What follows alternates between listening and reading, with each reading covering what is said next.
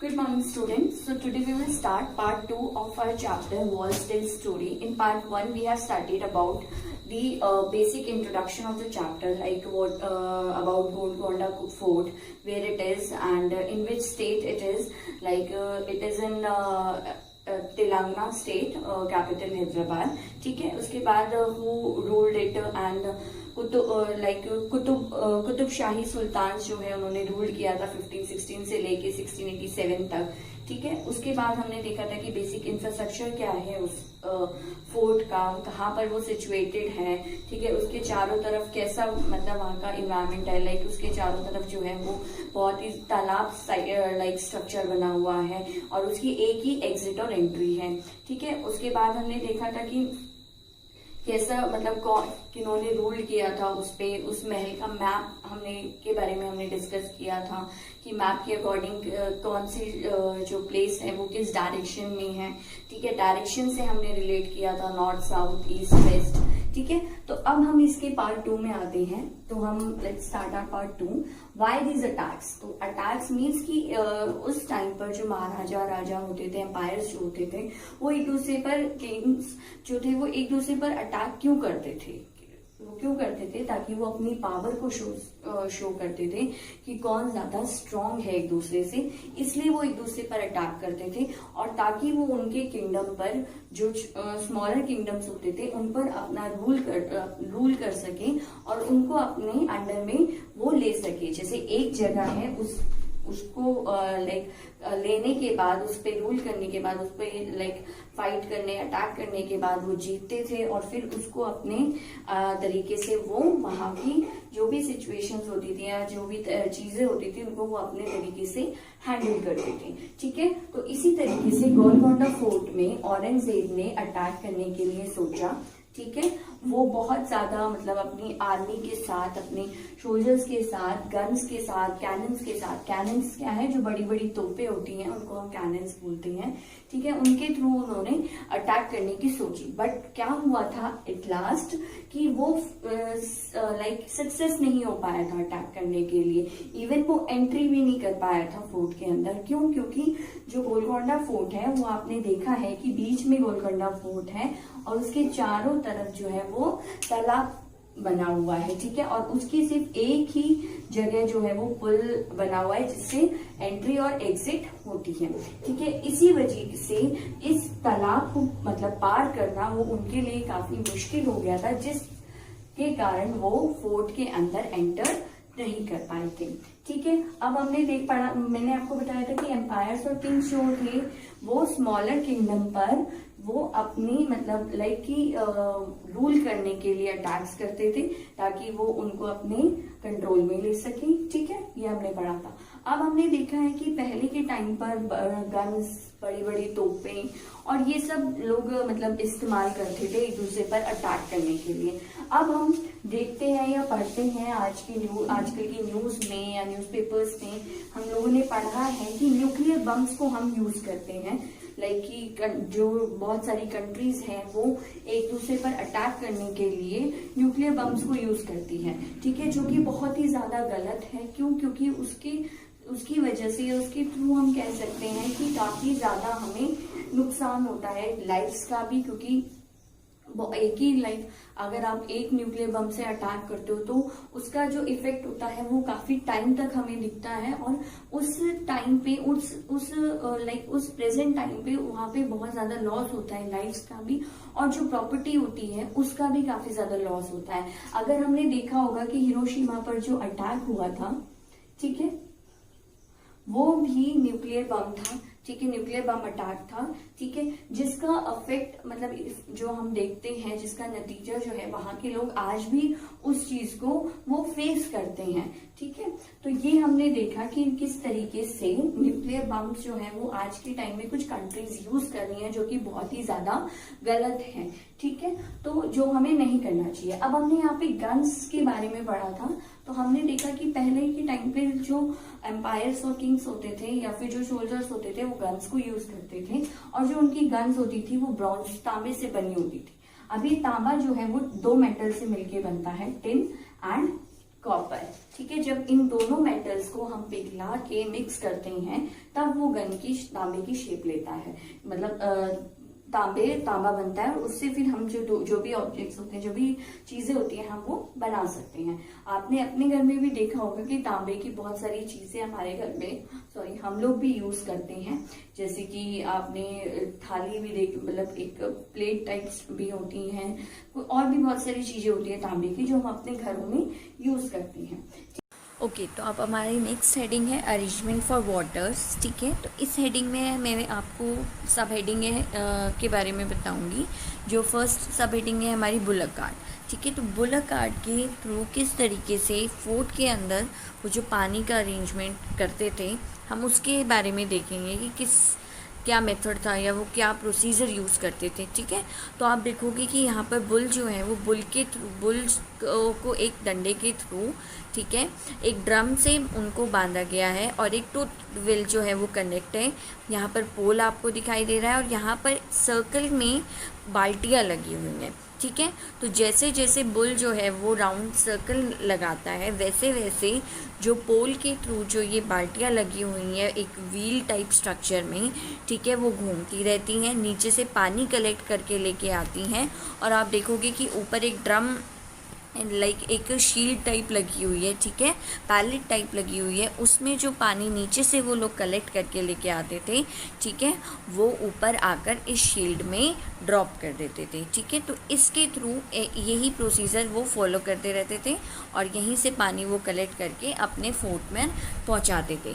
कैसे कि वो जो ये बुल है वो राउंड सर्कल लगाते रहते थे, राउंड सर्कल लगा रहे हैं तो वो व्हील जो है ये घूम रहा है, और घूमते घूमते नीचे से पानी कलेक्ट करके यहाँ पे ऊपर पैलेट में ड्रॉप कर रहे हैं। ठीक है, तो एक जो वे कह सकते हैं हम, वो एक वे ये था कि वो इस तरीके से बुल की हेल्प से, जो भी बैल होते थे उनकी हेल्प से वो पानी को कलेक्ट करते थे, जो भी झरने या फिर जो भी नदी वगैरह, जो भी मतलब डैम होते थे वहाँ पर, ठीक है, उनसे, और फिर वहाँ से पानी कलेक्ट करने के बाद वो अपनी बोल सकते हैं अपने फोर्ट में ऐसे क्ले के कुछ पाइप्स बना लेते थे। ठीक है, उन क्ले के पाइप से पानी जो है वो फोर्ट के अंदर आता था। ठीक है, तो ये दो मेथड थे जिनके थ्रू जो है वो पानी को कलेक्ट करके अपने फोर्ट में लेके आते थे। ठीक है, तो अब पिक्चर्स देख लिए आपने। अब आगे के बाद अब मैंने आपको ये पिक्चर्स दिखाई है। ठीक है, अब मैंने आपको पिक्चर दिखाई है। ठीक है, इसमें आपको मैंने एक पिक्चर दिखाई है बुलक कार्ट। ठीक है, इसमें क्या है कि जो बुल है वो पाइप के मतलब एक रस्सी के थ्रू वो चल रहा है एक चरखे पर, और एक सर्कल टाइप बना हुआ है जिसमें बाल्टियां लगी हुई हैं। ठीक है, और जैसे ये चरखा टाइप बना हुआ है और इसमें यहाँ पे बाल्टियां लगी हुई है, और इसी से कनेक्ट होकर यहाँ पर बुल जो है वो चलता जा रहा है, और ये भी जो चरखा है ये भी चलता जा रहा है, और ये नहर में जो पानी कलेक्ट करके उसके बाद यहाँ पर स्टोर कर रहे हैं टैंक्स में। ठीक है, ये पिक्चर फर्स्ट पिक्चर में मैंने आपको दिखाया है।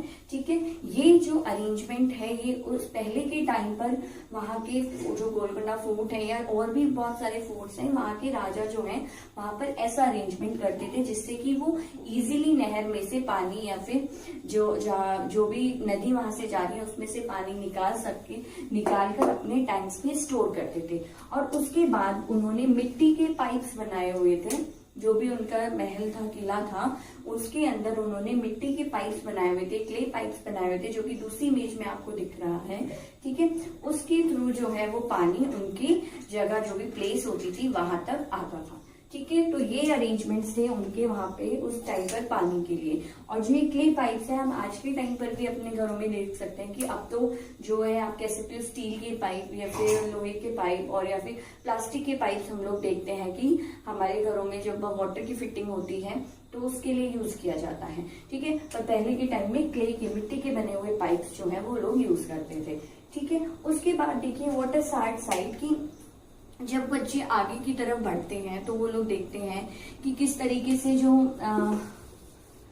स्ट्रक्चर बना हुआ था ऐसे करके वहां पर बने हुए थे, जो लॉबी है वो इस तरीके से बनी हुई थी, और वहां पर अगर वो खड़े होते थे उन्हें बहुत ज्यादा ठंडी ठंडी हवा आती थी, जिससे कि उन्हें लगा कि यहाँ पर मतलब लोग बैठते होंगे, ठीक है, टाइम अपना स्पेंड करते होंगे, क्योंकि यहाँ पे उन्हें ठंडी हवा मिल रही है, ठीक है। उस तरीके से जब वो ऊपर की तरफ जाते हैं तो वो स्टेयर्स देखते हैं कि पहले के टाइम पर अगर आप किसी के घर में जाते हो जो बहुत पुराना घर है, या किसी भी लाइक आप मॉन्यूमेंट को देखने जाते हो, अगर वहाँ पे स्टेयर्स बनी हुई हैं तो हम देखते हैं कि जो स्टेयर्स होती हैं वो बहुत ही ज्यादा लंबी, मतलब ऊंची ऊंची होती है, हाइट जो होती है उनकी वो बहुत ज्यादा होती है, ठीक है। तो आप अगर देखोगे कि अगर आप उनकी 10 स्टेयर्स भी चढ़ते हो तो आपको थोड़ा दर्द, मतलब पैरों में दर्द होना शुरू हो जाता है, ठीक है। तो वो जब ऊपर जाते हैं तो देखते हैं, नोटिस करते हैं कि वहां की स्टेयर्स जो है वो काफी ऊंची ऊंची बनी हुई है उनकी, ठीक है। उसके बाद वो लोग क्या देखते हैं कि वहां पर एक बोर्ड लगा हुआ है जिसपे लिखा हुआ है कि वॉल्स पर लिखना, ठीक है, वॉल्स पर लिखना जो है वो बिल्कुल ही मना है। तो क्या कुछ लोग, आपने भी देखा होगा कि आप किसी मॉन्यूमेंट को देखने गए हो आपके घर के पास, या फिर कहीं पे भी सिटी में कोई भी मॉन्यूमेंट को आप देखने गए हो, तो वहां पे देखा है कि लोग जो है वो वॉल्स पे मतलब अपना नाम लिख देते हैं या फिर कुछ भी लिख देते हैं, ठीक है। तो जो बहुत ही ज्यादा गलत है, क्यों? क्योंकि इससे जो उस मॉन्यूमेंट की ब्यूटी है वो डिस्ट्रॉय हो रही है। आपने देखा होगा कि स्कूल में भी जब आप लोग आ रहे हो तो स्कूल में भी कुछ बच्चे जो है वो डेस्क पे लिख देते हैं, दीवारों पे कुछ लिख देते हैं, जो कि बहुत गलत होता है, क्योंकि इस तरीके से हम जो हमारी प्रॉपर्टी है उसको डिस्ट्रॉय कर रहे हैं, ठीक है, जो हमें बिल्कुल ही नहीं करना चाहिए, ठीक है। उसके बाद आप देखोगे कि जब आप ऊपर की तरफ जा रहे हैं वो बच्चे, तो देखते हैं कि जब वो कुछ भी बोल रहे हैं तो उनकी साउंड वॉइस जो है वो इको कर रही है। इको क्या मतलब कि जब आपकी आवाज जो है वो गूंजती है, गूंज के यानी कि जब जो भी आप कुछ बोल रहे हो वो रिवर्स आता है, वापस आ रहा है, मतलब आपको वो रिपीटेड आपको सुनाई दे रहा है। दैट मीन्स कि आपकी आवाज गूंज रही है। आप देखोगे कि कभी आप अगर एक लाइक कप ले लोगे या फिर कोई भी प्लास्टिक का कप, ग्लास आप लेके आप उसके अंदर बोल के देखोगे तो आपको लगेगा कि आपकी साउंड जो है वो थोड़ी सी इको हो रही है। इसी तरीके से वहां पर भी क्या है कि जो चारों तरफ से बंद होता है और अगर आप कुछ भी बोल रहे हो तो आपकी साउंड जो है वो इको हो रही है, ठीक है। उसके बाद जब वह बच्चे वहां मॉन्यूमेंट से निकलकर अब दूसरी जगह कहाँ जा रहे हैं, वो म्यूजियम जा रहे हैं। अब ये म्यूजियम क्या होता है? म्यूजियम वो जगह होती है जहां पर हम जो भी हमारे लाइक मॉन्यूमेंट पुरानी चीजें जो भी होती हैं उनको हम स्टोर करके रखते हैं टू नो अबाउट इट, कि पहले के लोग कैसे रहते थे, ठीक है। जैसे राजा महाराजों के कपड़े वहां पर रखे जाते हैं म्यूजियम में। अगर आप रेल म्यूजियम में जा रहे हो तो पुराने के टाइम में किस तरीके की ट्रेन्स होती थी, किस तरीके के कोच होते थे, वो सब आपको दिखाई देगा। अगर आप किसी लाइक हिस्ट्री के म्यूजियम में जा रहे हो तो पुराने के टाइम में किस तरीके के कॉइन्स यूज होते होंगे, ये सब आपको देखने को मिलेगा, ठीक है। तो म्यूजियम क्या है कि जो भी वहां पे ऑब्जेक्ट्स होते हैं वो इसलिए स्टोर करे जाते हैं ताकि जो पुराने के टाइम में लोग कैसे रहते थे, क्या क्या करते थे, किस तरीके से अपना टाइम स्पेंड करते थे, वो हमें पता लग सके, ठीक है।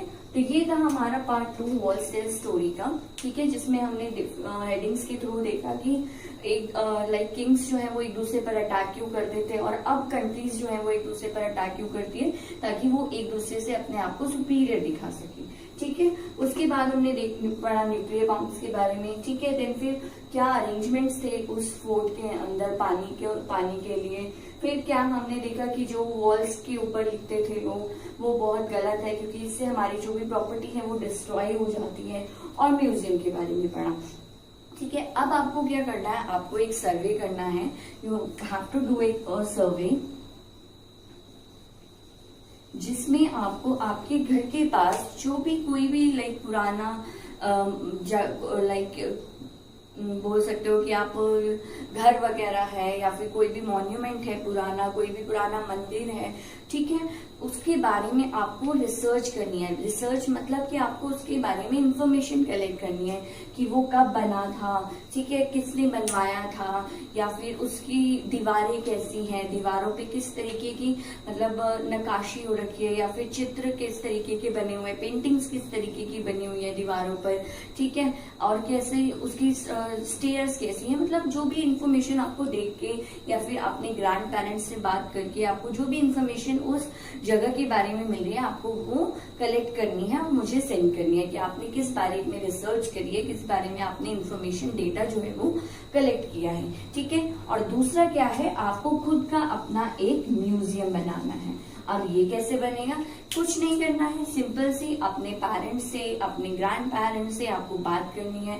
उनके पास जो भी पुरानी चीजें हैं, लाइक पुराने कॉइन्स हो गए या पुरानी लाइक माला वगैरह, ये सब जो भी पुरानी चीजें हैं, पुराने कपड़े हो गए, उन चीजों को आपको उनसे कलेक्ट करना है और उनको स्टोर करके या फिर एक अपनी फाइल में आपको लगाना है और लिखना है कि ये कब का है, आपने किससे लिया है इस चीज को, और उनके पास कब आया था। ठीक है, क्या उसकी मतलब उस चीज के बारे में आपको इन्फॉर्मेशन लिखनी है। ठीक है, तो ये था हमारा चैप्टर वर्ल्ड स्टिल स्टोरी जो कि कंप्लीट हो चुका है। ठीक है, आई होप कि आपको अच्छा लगा हो। कोई भी डाउट है आप मुझसे पूछ सकते हो कमेंट करके या फिर मुझे मैसेज करके। ठीक है, नेक्स्ट तो मिलते हैं नेक्स्ट वीडियो में। Thank you, bye bye.